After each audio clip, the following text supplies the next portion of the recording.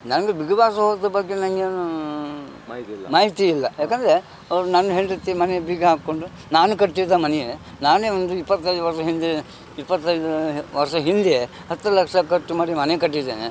ನಾನು ಕಟ್ಟಿದ ಮನೆಯೇ ನನ್ನನ್ನು ಹೊರಗಡೆ ಜಗಲಿ ಮನಿಸಿ ನಾನು ಕೆಲಸಕ್ಕೆ ಹೋಗಿ ಬರೋ ರಾತ್ರಿ ಒಂದು 10 ಗಂಟೆ ಆಗಿರ್ಬೋದು. ಅಲ್ಲೇ ಹೋಟ್ಲಲ್ಲಿ ಇದ್ದಿದ್ದೆ, ಅದು ಕುಂದಾಪುರ ಹೋಟ್ಲಲ್ಲೇ ನಾನು KSRT ಹೋಟೆಲ್ ಕೆಲಸ ಮಾಡ್ತಿದ್ದೆ. ಆವಾಗ ಒಳಗಡೆ ಕೌಂಟ್ರ್ ಕೆಲಸ ಮಾಡ್ತಿದ್ದೆ. ಇವರು ನನಗೆ ವಿಷಯನೇ ಹೇಳದೆ ತಾಯಿ ಮಗಳು ಇವರೇ ಮನೆ ಬೀಗ ಹಾಕ್ಕೊಂಡು ಕೀಸ ಹಿಡ್ಕೊಂಡು ಹೋಗಿದ್ದಾರೆ. ಮನೆಯ ಕೀ ಹಿಡ್ಕೊಂಡು ನಾನು ಕಟ್ಟಿದ ಮನೆ ಬೀಗ ಹಾಕಿ ಇವರೇ ಕಟ್ಟಿದ್ದೇನೆ ಅನ್ನುವ ಲೆಕ್ಕದಲ್ಲಿ ನನ್ನನ್ನು ಹೊರಗೆ ಜಗಳಿಯಲ್ಲಿ ಮಚ್ಚಂಗೆ ಮಾಡಿ ಒಂದು ಸ್ವಲ್ಪ ಅನ್ನನೂ ಸಹ ಕೊಡದೆ, ಒಂದು ಗ್ಲಾಸ್ ನೀರು ಕೊಡದೆ ರಾತ್ರಿ ಹೋಗಿದ್ದಾರೆ. ನಾನು ಮತ್ತು ನಾನು ನನ್ನ ಮೊಬೈಲಲ್ಲಿ ಯೂಟ್ಯೂಬಲ್ಲಿ ನನಗೆ ಗೊತ್ತಾಯಿತು ಇವರು ಬಿಗ್ ಬಾಸ್ಗೆ ಹೋಗಿದ್ದಾರೆ. ಮತ್ತು ಬಿಗ್ ಬಾಸ್ಗೆ ಹಾಂ ಬಿಗ್ ಬಾಸ್ ಹೋದ್ಮೇಲೆ ನೀವು ಹೋಗಲಿಲ್ಲ? ಇಲ್ಲ, ನನ್ನ ಯಾವುದೂ ಅವ್ರು ಕರೀಲಿಲ್ಲ. ನನ್ನ ಎಲ್ಲೂ ಅಪ್ಪ ಅಂತ ಎಲ್ಲೂ ಅಡ್ವರ್ಟೈಸ್ಮೆಂಟ್ ಕೊಡಲೇ ಇಲ್ಲ. ಅವಳ ಅಪ್ಪ ಇಲ್ಲ ಅನ್ನೋದೇ ಮಾತ್ರ ಹೇಳೋದು. ದ್ವೇಷ ಅಂದರೆ ನಾನು ಸತ್ಯ ಧರ್ಮವನ್ನು ಕಾಪಾಡ್ತೇನೆ. ಇವಳು ಕಳ್ಳಾಟಿಗೆಲ್ಲರೂ ನಾನು ಹೇಳಿ ಬಿಡ್ತೀನೋ ಅಯ್ಯೋ ಅಪ್ಪನ ಮುಖ ತೋರಿಸ್ದ ಆ ಗಂಟೆ ಅದಕ್ಕೆ ಮಾನ ಎಲ್ಲ ಮರಿದೆ. ಅದು ನನ್ನ ಬಗ್ಗೆ ಎಲ್ಲ ಊರು ತುಂಬ ಹೇಳ್ಕೊಂಡು ತಿರುಗುತ್ತೆ. ಚೈತ್ರ ಮಗಳು ಅಂದರೆ ನಾನು ನನ್ನ ಮಗಳಂತ ಹೇಳ್ತೇನೆ, ಹೆಮ್ಮೆ ಪಡ್ತೇನೆ ಅಂತೇಳಿ ನನ್ನ ಮೇಲೇ ದ್ವೇಷ ಚಾರು. ನನ್ನ ದೊಡ್ಡ ಮಗಳು ಗಾಯತ್ರಿ, ಅವಳು ಮರ್ಯಾದೆಯಿಂದ ಗೌರವದಿಂದ ಟೀಚರ್ ಕೆಲಸ ಮಾಡಿಕೊಂಡು ಸಣ್ಣ ಪುಟ್ಟ ಹೊಲಿಗೆ ಮಾಡಿಕೊಂಡು ಗೌರವದಿಂದ ಬಾಳ್ತಾರೆ. ಯಾರು ಹಂಗಿಲ್ಲ, ಯಾರು ಸ್ವಾಭಿಮಾನ. ನಮ್ಮ ಮದುವೆ ಅಂದರೆ ಮದುವೆ ಅಂತ ಹೋಗೋದು ಮಾರು. ಆ ನಾಚಿಕೆ ಅವಳಿಗೆ ನಾಚಿಕೆ, ಅವನು ಕಳ್ಳ, ಅವಳು ಕಟ್ಟ, ಅವಳು ಕುಟುಂಬದವರು ಸಹ ಅದೇ ಥರ ಕಳ್ಳರು ಮದುವೆ ಆದ 12 ವರ್ಷ ನಮ್ಮನೇಲೇ ನಾಯಿ ಥರ ಅನ್ನ ತಿಂದು ನಮ್ಮನೇಲೇ ತನ್ನ ಮನೆ ಅಂತ ಅಧಿಕಾರ ಮಾಡ್ಕೊಂಡಿದ್ದವ. ಇವಳು ಸಹ ಅವನು ಒಳಗಡೆ ಕರ್ಸೋದು, ತಾಯಿ ಅತ್ತೇನು ನನ್ನ ಹೆಂಡತಿನಾಗೆ ಅವನಿಗೇನು ಅನ್ನ ಹಾಕೋದೇನು, ಅವನಿಗೇನು ಟೀ ಕಾಫಿ ಕೊಡೋದೇನು, ಗಂಡನಿಗೆ ಒಂದು ತುತ್ತು ಅನ್ನ ಹಾಕಿದವಳಲ್ಲ, ಗಂಡನಿಗೆ ಒಂದು ಚಹಾ ಮಾರಿ ಕೊಟ್ಟವಳಲ್ಲ. ನಾನು ಮನೆ ಬಂದರೆ ಒಂಥರ ಭಾಳ ಕೂತ್ಕೊಂಡು ಗೊರ ಮಗ ಇವರು ಕೆಲ್ಸಕ್ಕೆ ಹೋಗೋದಿಲ್ಲ, ಎಲ್ಲರೂ ಯಾರ್ಯಾರು ಮನೆಯಲ್ಲೆಲ್ಲ ಸಂಬಂಧಿಕರ ಮನೆಯಲ್ಲೆಲ್ಲ ಇರೋದು.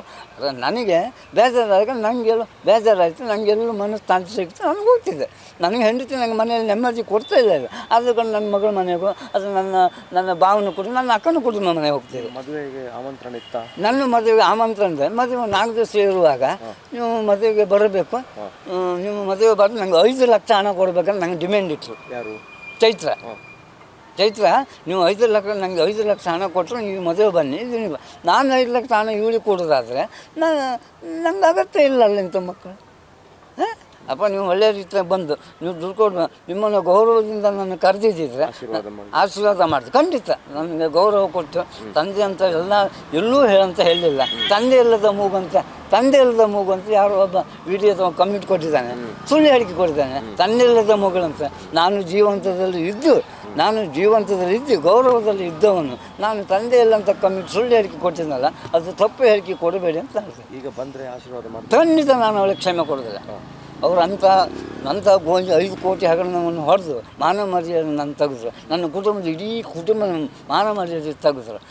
ನನ್ನ ತಂದೆ ಹೆಸರಿಗೆ ಕಳಂಕ ತಂದರು, ನನ್ನ ಹೆಸರಿಗೂ ಕಳಂಕ ತಂದರು. ನನ್ನ ಮಗಳು ಒಳ್ಳೆಯ ರೀತಿಯ ಬಾಳೆ ಬದುಕಿದವಳು ನನ್ನ ಹಿರಿ ಮಗಳು ಬದುಕನ್ನೇ ಹಾಳು ಮಾಡಿ ಸರ್ವನಾಶ ಮಾಡಿಬಿಟ್ಲು. ಅವಳು ಎಲ್ಲರೂ ಬಿಗ್ ಬಾಸ್ ಕಾರ್ಯಕ್ರಮದಲ್ಲಿ ನನ್ನ ಮಗಳು ದುಡ್ಡು ತಗೊಳ್ಳಿಲ್ಲ ಅನ್ನೋ ಒಂದು ಮಾತು ಅವಳು ಹೇಳುವ ಅವಕಾಶ ಇದ್ದಿತ್ತು.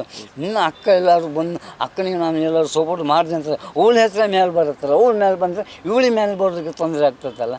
ಇವಳಿಗೆ ಶಿಫಾರಸೆ ಬೇಕು. ಮತ್ತು ಎಲ್ಲರಿಗೂ ಕೋಟಿ ಯಾರ ಹತ್ರ ಕೋಟಿ ಹಣ ಉಂಟು, ಯಾರ ಹತ್ರ 1 ಲಕ್ಷ ಹಣ ಇರಲಿ. ಮತ್ತು ಅವ್ನು ಉಡುಪಿಯಲ್ಲಿ ಒಬ್ಬ ಮೀನು ಮಾರುವವನಿಗೆ 5 ಲಕ್ಷ ರೂಪಾಯಿ ವಂಚನೆ ಮಾಡಿದ್ದಾರೆ.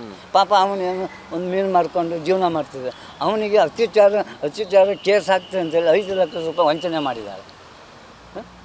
ಇಂಥೆಲ್ಲ ಮನೇಲಿ ಅವಳೇ ನೋಡ್ಕೊಂಡಿದ್ದಿಲ್ಲ ಅಥವಾ ಮನೆ ಅವಳು ಮನೆ ನೋಡ್ಕೊಂಡು ಸ್ವಂತ ನಾನೇ ಮನೆಯಲ್ಲಿ ಇದ್ದೇನೆ. ಇವಳಿಗೆ ನನ್ನ 25 ವರ್ಷದಿಂದ ನಾನು ಮನೆ ಬಾಡಿಗೆ ಕೊಟ್ಟಿದ್ದೆ. ನಾನು ಸ್ವಂತ ಕಟ್ಟಿದ ಮನೆ. ಆವಾಗ 10 ಲಕ್ಷ ಖರ್ಚು ಮಾಡಿ ಮನೆ ಕಟ್ಟಿದೆ. ಆ ಮನೆ ಬಾಡಿಗೆ ನನ್ನ ಹೆಂಡತಿ ಬಿಡ್ತಿದ್ದೆ. 8,000 ರೂಪಾಯಿ ಮನೆ ಬಾಡಿಗೆ ಬರ್ತಿದ್ದೆ.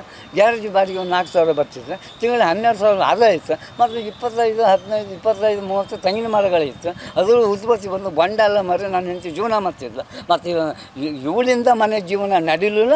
ಇವಳು 1 ರೂಪಾಯಿ ಕೊಡುವ ಯೋಗ್ಯತೆ ಇವಳಿಗೆ ಇಲ್ಲ. ಸೈನಿಕರಿಗೆ ದುಡ್ಡು ಕೊಟ್ಟರು ಸಂತೋಷವೇ. ನಾನಲ್ಲ ಅಂತ ಹೇಳೋದಿಲ್ಲ. ಅದು ಸ್ವಂತ ದುಡ್ಡಿನಲ್ಲಿ ಕೊಟ್ಟಿದ್ದಿದ್ರೆ ಅಥವಾ ತಂದೆಯನ್ನು ಚೆನ್ನಾಗಿ ನೋಡಿಕೊಂಡು ಗೌರವದಿಂದ ಅವ್ರನ್ನ ಬಾಳಿಸ್ಕೊಂಡು ಹೋಗ್ತಿದ್ರೆ ಅವ್ರಿಗೆ ಒಂದು ತುತ್ತು ಅನ್ನ ಕೊಟ್ಟಿದ್ರೆ ಅದು ನಾನು ಹೆಮ್ಮೆ ಪಡ್ತೇನೆ.